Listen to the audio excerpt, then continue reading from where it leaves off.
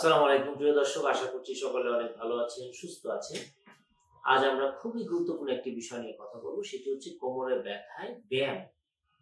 এই ব্যায়ামগুলো আমরা দেখেছি যে আসলে কোমরে ব্যথা হলে অনেকেই কিন্তু ইউটিউব দেখে বা ভিডিও দেখে ব্যায়াম করেন এবং সেক্ষেত্রে দেখা যায় আপনার ব্যথাটা বেড়ে যাচ্ছে। তাদের ক্ষেত্রে খুবই গুরুত্বপূর্ণ কিছু পরামর্শ নিয়ে আজকের এই ভিডিওটি। সেটি হচ্ছে যে আসলে কোমরে ব্যথার বিভিন্ন কারণ রয়েছে। যেমন এটা মাংসপেশি থেকে হতে পারে, অথবা মেরুদণ্ড থেকে হতে পারে, অথবা কোমরের দুই পাশে দুটো জয়েন্টস আছে যেটাকে বলে স্যাক্রোইলিয়াক জয়েন্ট, সেখান থেকে হতে পারে, অথবা কোমরের নিচের দিকে দুটো সূক্ষ্ম মাসেল আছে যেটাকে বলে পাইরিফর্মিস, সেখান থেকেও কিন্তু আপনার ব্যথা হতে পারে। তাহলে আপনি কোন ধরনের ব্যায়াম করবেন এটি জেনে নেওয়া খুবই গুরুত্বপূর্ণ। এই জন্য আমি বলবো যে কোমরে ব্যথার ক্ষেত্রে আপনি সরাসরি কোনো ভিডিও দেখে ব্যায়াম করতে যাবেন না। নির্দিষ্ট ক্ষেত্রে আমি বলবো, যদি সাডেন কোনো ব্যথা হয় তাহলে অবশ্যই ব্যায়াম করা যাবে না। খেয়াল রাখবেন, যদি হঠাৎ করে কোমরে কোনো ব্যথা হয় তাহলে ব্যায়াম করা যাবে না। আপনি বরঞ্চ 7 দিন রেস্ট নিন। যেই পজিশনে গেলে আপনার ব্যথা হয় সেই পজিশনটি অ্যাভয়েড করে চলুন, তাহলে বরং আপনার জন্য ভালো হবে। খুবই গুরুত্বপূর্ণ সেটি হচ্ছে যে আপনি যেই পজিশনে গেলে আপনার ব্যথা হয় সেটি আপনি করবেন। 7 দিন পরে যদি আপনার ব্যথা না যায় তাহলে আপনি চিকিৎসকের শরণাপন্ন হন। কোনো কোনো ক্ষেত্রে প্যারাসিটামল বা হালকা ব্যথার ওষুধ খেলে অনেক সময় ব্যথা চলে যায়, সেটি কিন্তু ভালো।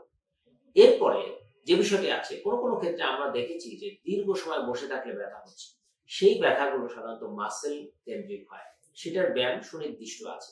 সুতরাং এলোমেলো ব্যায়াম করলে আপনার দেখা যাবে কোমরের ব্যথাটা বেড়ে যাচ্ছে। তাই একটা জিনিস মনে রাখবেন যে মেরুদণ্ডের যে কোনো ব্যথায় আপনি যদি চিত হয়ে কোনো ব্যায়াম করেন সেটি কিন্তু আপনি বাড়িয়ে দিতে পারেন। আবার যদি ডিস্ক রিলেটেড কোনো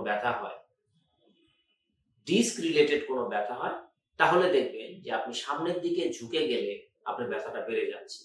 সেক্ষেত্রে পেছনে হেলান দিয়ে বসলে আপনার ব্যথাটা কমে যেতে পারে। তাহলে এই দুটো জিনিসকে পার্থক্য করে আপনি কোমরের ব্যথা, ডিস্ক বা মেরুদণ্ডের ব্যথাগুলোকে চিহ্নিত করতে পারেন। যদি ডিস্কের ব্যথা হয় সামনের দিকে ঝুঁকলে বাড়বে, আর যদি জয়েন্টের ব্যথা হয় মেরুদণ্ডের তাহলে পেছনের দিকে ঝুঁকলে বাড়বে। সুতরাং আপনি যদি দেখেন যে পেছনে হেলান দিয়ে আরাম বোধ করেন তাহলে সবসময় হেলান দিয়ে বসবেন, সামনের দিকে ঝুঁকবেন না। আর এরপরে যদি দেখেন যে আপনি দীর্ঘ সময় বসলে ব্যথা হচ্ছে তাহলে বসার জায়গায় একটা কুশন ব্যবহার করবেন। এটি করলে আপনার ব্যথাটি উন্নতি হওয়ার সম্ভাবনা আছে। এছাড়াও যে ব্যথাগুলো দীর্ঘমেয়াদী কারণে হয়, কোনো কোনো ক্ষেত্রে সুনির্দিষ্ট কিছু জয়েন্টস এর কারণে ব্যথা হয়, সেটি একজন ব্যথা বিশেষজ্ঞ দেখে আপনাকে সুনির্দিষ্ট পরামর্শ দিতে পারে। এই জন্য আজকের ভিডিওর মূল উদ্দেশ্য ছিল যে কোমরের ব্যথায় বা দীর্ঘমেয়াদী ব্যথায় আপনারা কিন্তু এলোমেলো ব্যায়াম করবেন না। সেক্ষেত্রে আপনার বিপরীত হতে পারে, দেখা গেলো আপনার ব্যথা বেড়ে যেতে পারে। কোনো কোনো ক্ষেত্রে দেখা যাচ্ছে যে ব্যথা নিরাময় হওয়ার চেয়ে বরং আরো বেশি ক্ষতি হয়ে যেতে পারে। সুতরাং কোমরের ব্যথায় এলোমেলো ব্যায়াম না, বরং সুনির্দিষ্ট ব্যায়াম আপনি না জানলে চিকিৎসকের পরামর্শ নিয়ে জেনে তারপরে আপনি করবেন।